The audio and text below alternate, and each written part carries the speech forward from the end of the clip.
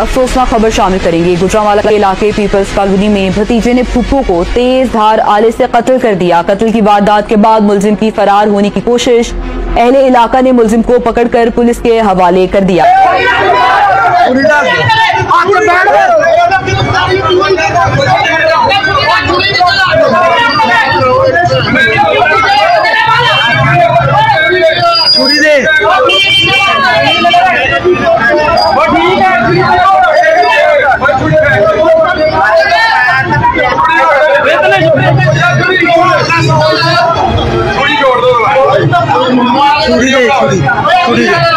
छुरी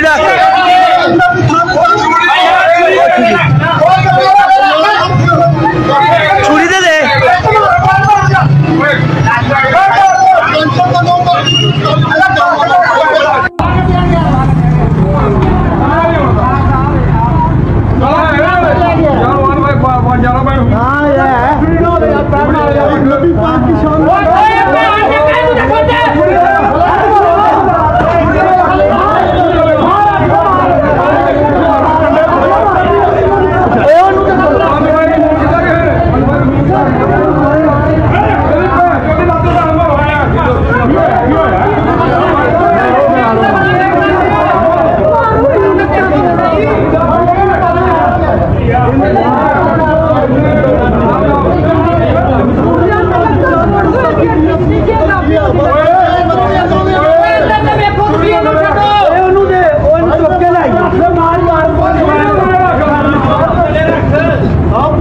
तो ये सारे के सारा तमाशा चल रहा है। यहां पे भी ये जो जिहाद और क़िताल के नाम के ऊपर और जो तौहीन मजहब के नाम के ऊपर मुसलमानों को कत्ल कर रहे हैं, आए दिन वाकयात आप देख ले। श्रीलंकन का कत्ल हुआ एक स्टिकर के ऊपर जिसका कोई लेना देना ही नहीं था, उस बेचारे को पता ही नहीं था।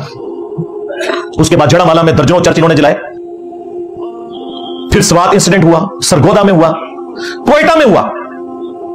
और ये जो उमरकोट वाला है, पहली दफा मैं सिंधियों को सलाम कहता हूं कि उन्होंने जुर्रत दिखाई है और वो पब्लिकली बाहर निकले हैं और उन नमक हराम पुलिस ऑफिसर्स को उन्होंने एक्सपोज किया कि यार वो बंदा, उस बेचारे ने कोई तौहीन नहीं की हुई थी। उसने तो आगे खुद बताया कि काफी अरसे से मेरा फेसबुक हैक हुआ है, इसका कुछ करें। और उसने गिरफ्तारी भी दी एक पीपल्स पार्टी के मिनिस्टर के कहने के ऊपर, लेकिन उन्होंने पुलिस मुकाबले में मरवा दिया। ये एस्टैब्लिश हो चुका है, ये पुलिस की अपनी फाइंडिंग है। हमें इन लोगों का अंजाम भी दिखाया जाना चाहिए ना, टीवी में रिपोर्ट होना चाहिए कि इन हरामखोरों के साथ, नमक हरामी करने वालों के साथ जुडिशरी ने क्या किया। ये ज़ोंबीज़ जो हम पे मुसल्लत किए हुए हैं और पाकिस्तान को रहने के काबिल नहीं छोड़ा इन लोगों ने। इसलिए मैंने तो भाई अपनी जान रखी हुई है हथेली के ऊपर।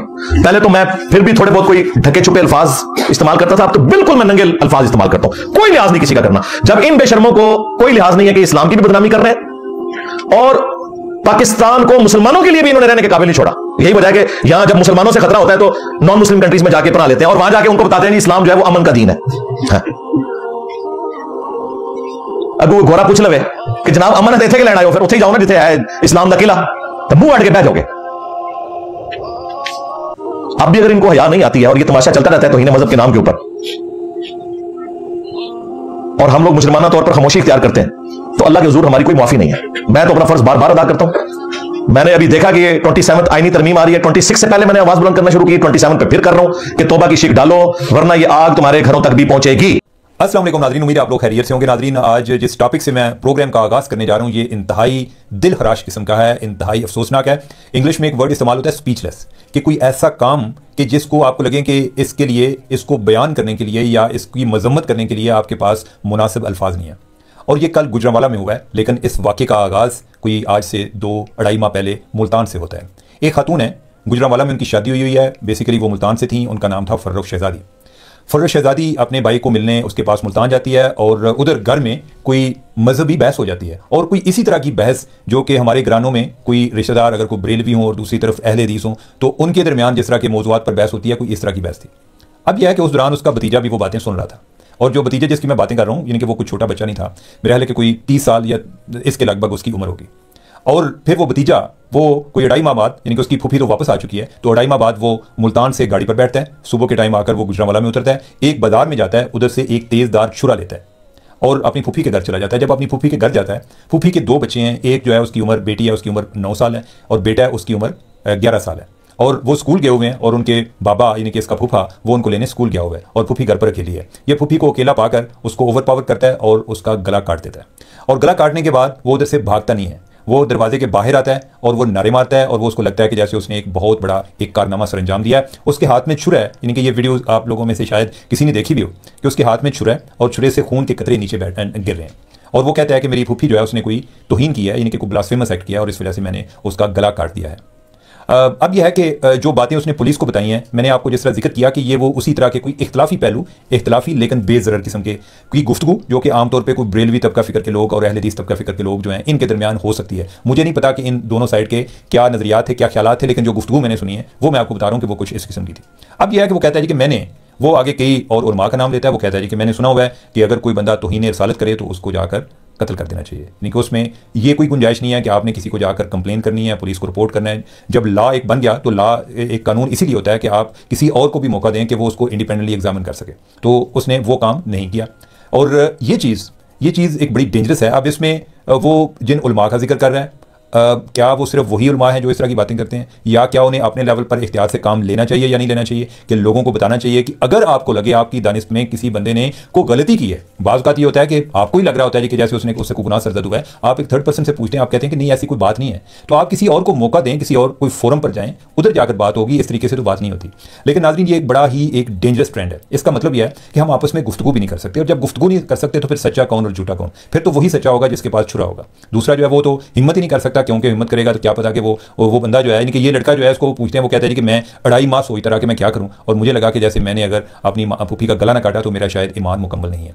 तो नाज़रीन ये जो मरने वाली खातून है ये कोई सेलिब्रिटी नहीं थी, लिहाजा ये कोई बड़ी खबर नहीं बनी, लेकिन ये ओवरऑल हमारा मुआशरा जिस तरफ जा रहा है और जो उसकी एक अक्कासी ज़रूर कर रही है, और ये बहुत ही डेंजरस है। हम हर लिहाज से तकसीम है, चाहे वो मजहबी लिहाज हो, चाहे वो सियासी लिहाज हो, हम एक दूसरे के साथ इख्तलाफ को बर्दाश्त ही नहीं करते। और ये वाला जो वाक़या है इसमें तो किसी को ये भी नहीं आइडिया कि जो आज मैं बात कर रहा हूँ कि मेरे से कोई कल मुझे कोई बंदा मिल जाए तो वो क्या आगे उससे क्या रिएक्शन होगा जो कि उसकी फूफी के साथ हुआ है। तो ये इसको आप अपने इर्द गिर्द ज़रूर ऐसे लोगों को देखें। और ये सिर्फ पुलिसिंग वाला काम नहीं है, जिस तरह तहरीक लबैक के पीछे पड़े हुए हैं कि जी तहरीक लबैक जो है उसकी वो एलिमिनेट नहीं हो जाएगी। तहरीक लबैक भी एक सोच का नाम है, ये सोच का तदारक की ज़रूरत है। हम जो बहुत सारी चीज़ें हैं उनको सिम्टम्स को डिस्कस कर रहे होते हैं, हमें कोई आसार नजर आते हैं, जी बुखार हुआ है इसको पैनाडोल की गोली दे दो, वो बुखार जो है फिर कुछ दिनों बाद हो जाता है, वो कहीं थोड़ा सा दब जाता है। तो लिहाजा इस सोच को हमें जो है दबाने की ज़रूरत है या इसको करेक्ट करने की ज़रूरत है। हम भी बचपन में जो गाजी इलमदीन शहीद का वाक़या सुना हुआ है, ये बहुत सारे लोगों ने इसको इंटरनलाइज़ किया हुआ है। एक फ़र्क जिसको वो नहीं समझते वो ये है कि गाजी इलमदीन के वक्त पे उस टाइम कोई कानून मौजूद नहीं था, आज कानून मौजूद है। और आपको ये वाक़या, ये जिम्मेदारी, अगर आपको यही लग रहा है कि आपका कहीं ईमान अपना खतरे में ना हो, तो आप जो है, यानी कि आपकी ड्यूटी में सिर्फ ये शामिल है कि आपने जाके कंप्लेन करनी है। आगे जो है जजा सजा आगे कोई उस पर एक्शन लेता है या नहीं उनको होगी। आप जो है इतना लंबा हर चीज़ का पूरा ठेका अपने पास ना रखा करें। तो हम अपने नेक्स्ट टॉपिक की तरफ बढ़ते हैं। एक खबर आई है और ख़बर जो है वो बांग्लादेश के हवाले से है कि 15 फौजी अफसरान को गिरफ्तार कर लिया गया है और उन पर जो इल्ज़ाम है वो बड़ा संगीन किस्म का है। उन पर इल्ज़ाम यह है कि वो जबरी गुमशुदगियों में मुलव्वस थे, कि जो हसीना वाजिद है उसके जो मुखालफिन है उनकी जबरी गुमशुदगियों में मुलव्वस थे। उसमें जमात इस्लामी उधर की है वो भी उनका टारगेट थी, जो बाकी लोग हैं वो भी उनका टारगेट थे।